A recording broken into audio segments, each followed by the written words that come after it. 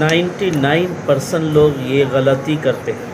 اکثر لوگوں کو یہ معلوم نہیں ہوتا اور یہ غلطی کرتے ہیں کہ نیت میں اخلاص نہ ہو۔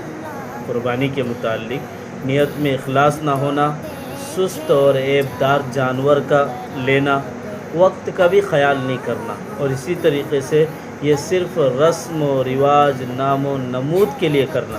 یاد رکھیں، یہ ایک عبادت ہے، نہ کہ کوئی رسم و رواج ہے۔